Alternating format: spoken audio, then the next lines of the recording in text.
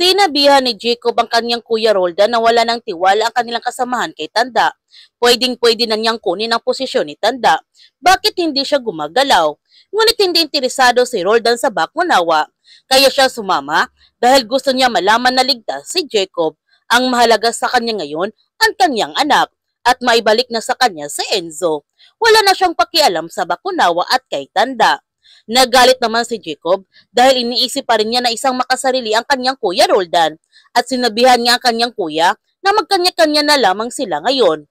Sa pag-alis ni Roldan, sinabihan niya si Sinon na huwag niyang pababayaan si Jacob. Aalis naman ang kabit ni Johnny dahil masyado na siyang maraming nalalaman kasi narinig niya noon na nag-uusap sina Abel, Valentino at yung manyak na pastor na si Samuel Trinidad ang napiling papalit kay Tanda. Kaya sa pagkakataon na ito, napagtanto ni Johnny na tama ang mga sinasabi ni Samuel. Sa pagdating ni Jacob sa kanyang bahay, wala na kanyang mag-ina, kaya nagwawala siya nito ng gusto at sinisin niya si Samuel kung bakit siya iniwan ni Leah. Kinuha nila kalyaga si Samuel dahil ililipat nila ito sa ibang kulungan. Ngunit alam ni Samuel na papatayin siya nito.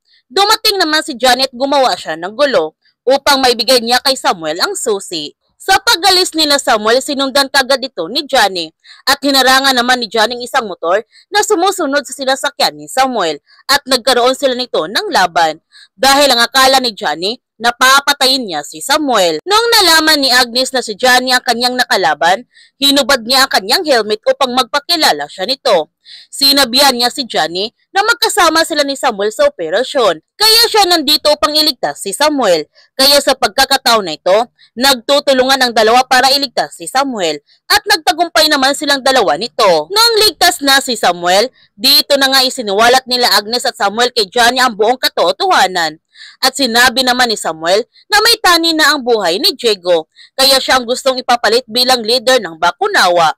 Hindi naman makapaniwala si Johnny sa kanyang natuklasan at natatawa pa siya dahil patuloy pa rin ang kasamaan ng kanyang ama kahit malapit na itong mamamatay. Pinatakas kagad ni Johnny si Samuel dahil mga ilang minuto, lalabas na sa publiko ang kanyang pagtakas.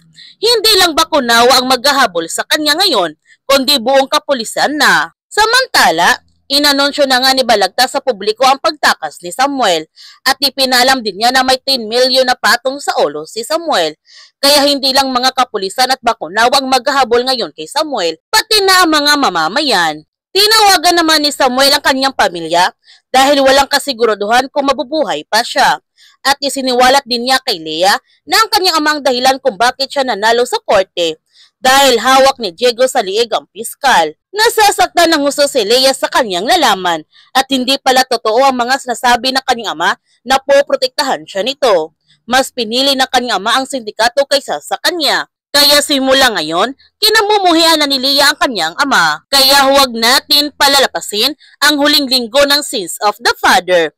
Kung bago ka pa channel ko, don't forget to like, subscribe, and click notification bell para palagi kang updated sa mga videos in-upload ko. Thank you for watching and God bless to everyone.